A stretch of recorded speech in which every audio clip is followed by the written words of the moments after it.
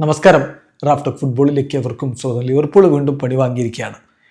ഈ സീസണിൽ പ്രീമിയർ ലീഗിലെ 10ാമത്തെ തോൽവിയാണ് അവർ ഏറ്റുവാങ്ങിയിരിക്കുന്നത്. ഇപ്പോൾ സംഭവിച്ചത് എന്താണെന്ന് വെച്ചാൽ അവർ പ്രീമിയർ ലീഗിൽ 5ാം സ്ഥാനത്താണ്.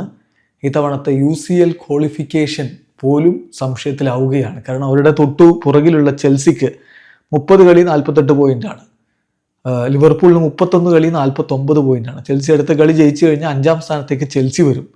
കടുത്ത പോരാട്ടമാണ് അവിടെ നടന്നുകൊണ്ടിരിക്കുന്ന കാര്യത്തിൽ തർക്കമേ വേണ്ട. സോ ടോപ്പ് 4 എന്നുള്ളത് സാധ്യമാണോ ലിവർപൂളിന് എന്നുള്ളതൊരു ക്വസ്റ്റ്യൻ മാർക്കായിട്ട് മാറുന്ന കാഴ്ചയാണ് ഇപ്പോൾ കണ്ടത്. ബ്രൈറ്റണെതിരെ അവരുടെ മൈതാനത്ത് 2-1 ലിവർപൂൾ തോറ്റത്. ബ്രൈറ്റന് വേണ്ടി വെൽബക്ക് ഇരട്ട ഗോളുകൾ നേടിയപ്പോൾ കെർഗസാണ് ലിവർപൂളിൻ്റെ ഗോള് കണ്ടെത്തിയത്. മത്സരത്തിൽ ലിവർപൂളിന്റെ മുന്നേറ്റങ്ങൾ നയിച്ചുകൊണ്ട് ഗാക്പോ, എക്യുറ്റിക്കെ, മെക്കലിസ്റ്റർ എന്നിവരൊക്കെ ഒരുമിച്ചാണ് ഇറങ്ങിയതെങ്കിൽ മറുഭാഗത്ത് വെൽബക്കിനെ മുന്നിൽ നിർത്തി തന്നെയാണ് ബ്രൈറ്റൺ തങ്ങളുടെ തന്ത്രങ്ങൾ മെനഞ്ഞത്. കളിയുടെ 14ാമത്തെ മിനിറ്റിൽ തന്നെ ബ്രൈറ്റൺ ലീഡ് എടുത്ത് കഴിഞ്ഞിരുന്നു.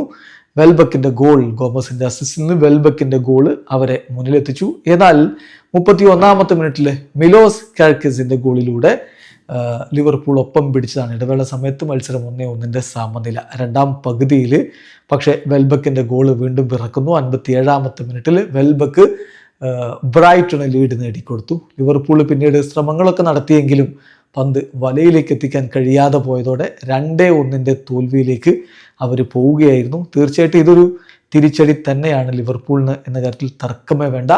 ബ്രൈറ്റണ് അർഹിച്ച വിജയം തന്നെയാണ് ഇവിടെ സ്വന്തമാക്കുകയും ചെയ്തിരിക്കുന്നത്. ലിവർപൂൾ പ്രീമിയർ ലീഗിൽ 5ാം സ്ഥാനത്ത്, ബ്രൈറ്റൺ 31 കളി 43 പോയിന്റോടെ ഇപ്പോൾ 8ാം സ്ഥാനത്ത്. വീഡിയോ അവസാനിക്കുന്ന ഫുട്ബോൾ ലോകത്തെ കൂടുതൽ വിശേഷങ്ങളുമായി റാഫ്റ്റോക്സ് എഴുതാം.